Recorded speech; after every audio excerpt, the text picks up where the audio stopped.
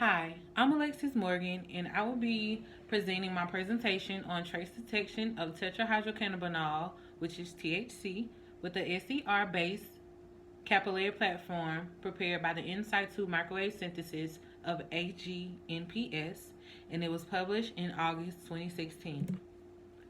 So, what's THC? THC is a chemical compound found in the cannabis plant, also known as marijuana, and it acts much like the cannabinoid chemicals made naturally by the body. Cannabinoid receptors are concentrated in certain areas of the brain, and THC stimulates cells in the brain to release dopamine. Dopamine is basically what regulates movement and emotional responses. So, if you are high on weed or marijuana, once you get this drug in your system, dopamine is released in the brain, and so that is what causes you to either act the opposite of what you normally act or gives you slow reaction time. So THC also can cause hallucinations and anxiety and confusion. Tracing THC. The amount of THC in its metabolites in the human body can be quantified by urinalysis and hair follicle drug testing. And so urinalysis is just basically the testing of the urine, and hair follicles, the way they do that is just pluck a piece of hair out of your head, make sure the root is still attached to that hair follicle. And presumptive tests are available to allow measurements to be made from blood, serum, and saliva matrices. SERS, which is basically surface enhanced Raman spectroscopy.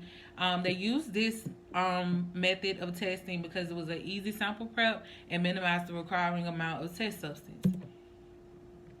Preparation and morphology of AGNP coated glass capillaries. Silver nanoparticles coating applied to obtain a plasmonic active structure, and microwave heating provides the advantages of rapid heating rates and leads to short reaction time. AGNP synthesis was performed by using a designated laboratory single mode microwave. Now, with the microwave heating, it did actually provide a rapid heating time and shorter reaction time, but I also have learned that just because something gives you a short reaction time does not mean that it's also going to give you consistent results. So what we do in our lab is that we normally wait a minute between each time we run a test again. And in the beginning, when we attempted to run each test 1 minute apart, we were not getting the results that we would like to get. So what we did was wait 4 minutes in between that time, and we added an amount. So each time that we waited, once it was time for us to run sample again, we would add more microliters of the substance, and that would give us better results. Nanoparticles. Nanoparticles are particles between 1 and 100 nanometers in size, so they're extremely small. In nanotechnology, a particle is defined as a small object that behaves as a whole unit with respect to its transport and properties. The size of nanoparticles can be tuned by changing the reaction time or the concentration of the precursor solution. So nanoparticles, they basically break down the elements. So right now, when I first got in Dr. Ho's lab, we were working on gold. And so what the nanoparticles did was break down the element and make it much smaller. So when things work together as a unit, it makes the process go by faster. Kind of like an ant. How an ant is extremely small, but when you get a group of ants, they're strong together.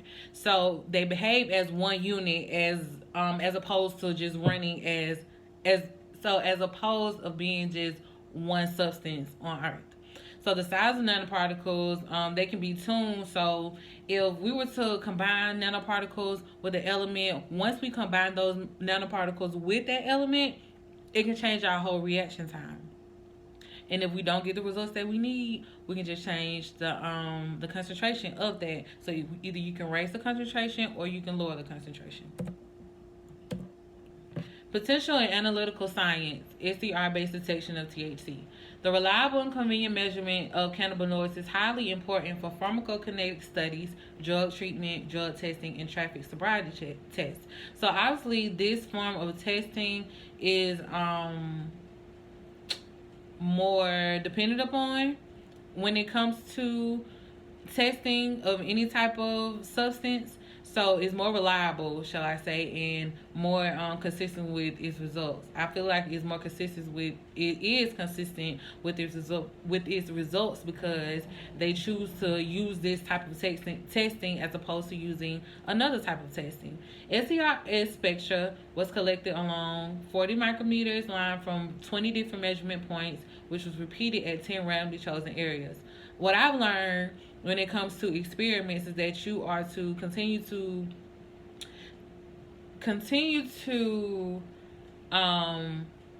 run your samples and test them as many times as you can to make sure that your results are consistent. Consistent results bring success. If your results are not consistent, you have to go back because it also means that something is missing or something is wrong. We may miss a step. So that's why you are to keep trying and keep testing until you get the results that you would like.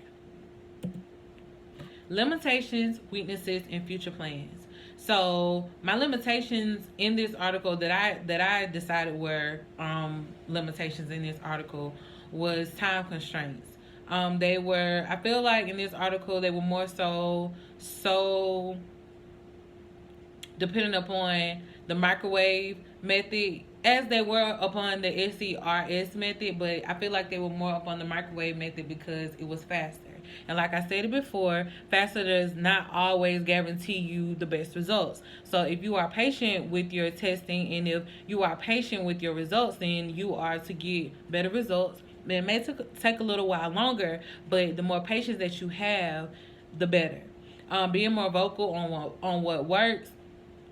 Try to state what most definitely works with this experiment, and be consistent with the way that you run your samples. I feel like they didn't spend much time, like I stated before, on this, so they just trying to get like very, very fast results. But I feel like if they would have waited in between, if they would have waited months, so combining nanoparticles on the FTIR machine and waited months in between that, then you can see whether those results are good or not by just waiting 3 months in between time. And maybe not even 3 months, but maybe a month in between each testing. And my conclusion, the microwave-assisted synthesis of silver nanoparticle coatings on glass capillaries was identified as a fast and simple method.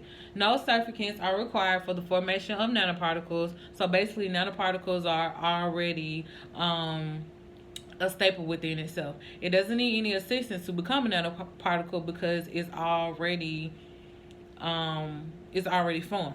Only aqueous silver acetate solution and ethanol were utilized as the reactant. So they only needed 2 substances to be used as the reactants. And that's it. Thank you.